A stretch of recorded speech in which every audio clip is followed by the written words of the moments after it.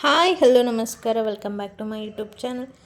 ನಾನಿವತ್ತು ಸಿಂಪಲ್ಲಾಗಿ ಎಗ್ ಕೀಮಾ ಕರಿನ ಮಾಡ್ತಾಯಿದ್ದೀನಿ. ಇದು ದೋಸೆಗೆ, ಪೂರಿಗೆ, ಚಪಾತಿಗೆ, ಬಟರ್ ನನಗೆ ಎಲ್ಲದಕ್ಕೂ ಸಖತ್ ಕಾಂಬಿನೇಷನ್ ಅಂತಲೇ ಹೇಳ್ಬೋದು. ಸೊ ಹೇಗೆ ಮಾಡೋದು ಅಂತ ನೋಡೋಣ. ಅದಕ್ಕಿಂತ ಮುಂಚೆ ನಮ್ಮ ಚಾನಲನ್ನು ಸಬ್ಸ್ಕ್ರೈಬ್ ಮಾಡ್ಕೊಂಡಿಲ್ಲ ಅಂದರೆ ಈ ಕೂಡಲೇ ಸಬ್ಸ್ಕ್ರೈಬ್ ಮಾಡ್ಕೊಳ್ಳಿ. ಸೊ ನಾನು ಒಂದು ಪಾತ್ರೆ ತೊಗೊಂಡಿದ್ದೀನಿ. ಅದಕ್ಕೆ ಸ್ವಲ್ಪ ಆಯಿಲ್ನ ಹಾಕಿ, ಸ್ವಲ್ಪ ಸಾಸಿವೆನ ಹಾಕಿ, 2 ಹಸಿಮೆಣ್ಸಿಕಾಯಿನ ಸಣ್ಣದಾಗಿ ಕಟ್ ಮಾಡಿ ಸೇರಿಸ್ಕೊತಾ ಇದ್ದೀನಿ. 2 ಈರುಳ್ಳಿನ ಮೀಡಿಯಮ್ ಆಗಿ ಕಟ್ ಮಾಡಿ ಸೇರಿಸ್ಕೊತಾ ಇದ್ದೀನಿ. ಸ್ವಲ್ಪ ಕರಿಬೇವಿನ ಸೊಪ್ಪನ್ನ ಸೇರಿಸ್ಕೊಂಡು ನೀಟಾಗಿ ಫ್ರೈನ ಮಾಡ್ಕೊತಾ ಇದ್ದೀನಿ. ಗೋಲ್ಡನ್ ಬ್ರೌನ್ ಆಗೋವರೆಗೂ ಫ್ರೈ ಮಾಡಿಕೊಂಡ್ರೆ ಸಾಕಾಗುತ್ತೆ. ಸೊ ಇದಕ್ಕೆ ನಾನು ಮನೆಯಲ್ಲೇ ಮಾಡಿಟ್ಟಿರುವಂತಹ ಶುಂಠಿ ಬೆಳ್ಳುಳ್ಳಿ ಪೇಸ್ಟ್ನ ಹಾಕೋತಾ ಇದ್ದೀನಿ. ಇದನ್ನು ಅಷ್ಟೇ ಹಸಿ ಸ್ಮೆಲ್ಲೆಲ್ಲ ಹೋಗೋವರೆಗೂ ಫ್ರೈ ಮಾಡ್ಕೊಳ್ಳೋಣ. ನೀಟಾಗಿ ಫ್ರೈ ಮಾಡ್ಕೊತಾ ಇದ್ದೀನಿ.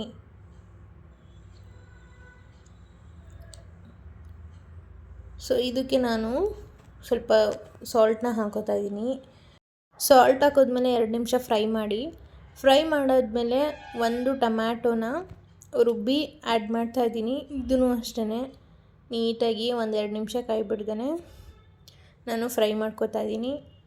ಇದಕ್ಕೆ ನಾನು 1 ಟೇಬಲ್ ಸ್ಪೂನ್ ಧನಿಯಾ ಪೌಡರು, ಅರ್ಧ ಟೇಬಲ್ ಸ್ಪೂನ್ ಗರಂ ಮಸಾಲ, ಅರ್ಧ ಟೇಬಲ್ ಸ್ಪೂನ್ ಜೀರಾ powder, 1/4 tablespoon pepper powder, 1/4 tablespoon ಅಚ್ಕಾರದ ಪುಡಿ, 1/4 tablespoon Kashmiri red chilli powder ಮತ್ತು 1/4 ಟೇಬಲ್ ಸ್ಪೂನು ಚಿಕನ್ ಮಸಾಲಾನ ಸೇರಿಸ್ತಾ ಇದ್ದೀನಿ. ಇದು ಎಷ್ಟನ್ನು ಹಾಕ್ಕೊಂಡು ನೀಟಾಗಿ ಫ್ರೈ ಮಾಡ್ಕೊಳ್ಳಿ.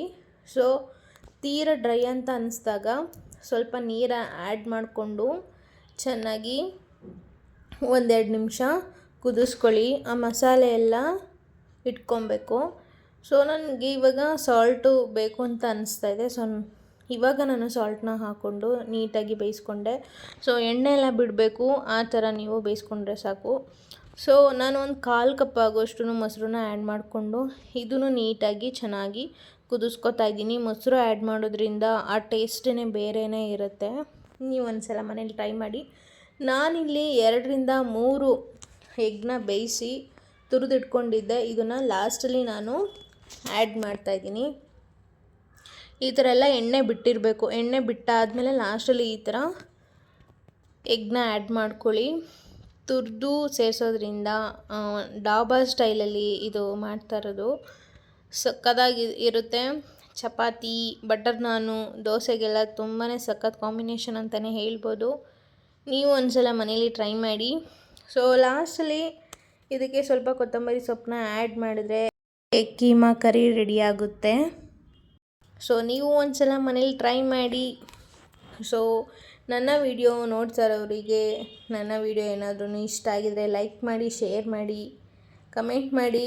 ನನ್ನ ಚಾನಲನ್ನು ಕೂಡ ಸಬ್ಸ್ಕ್ರೈಬ್ ಮಾಡ್ಕೊಳ್ಳಿ ಅಂತ ಕೇಳ್ಕೊತಾ ಇದ್ದೀನಿ. Thank you so much.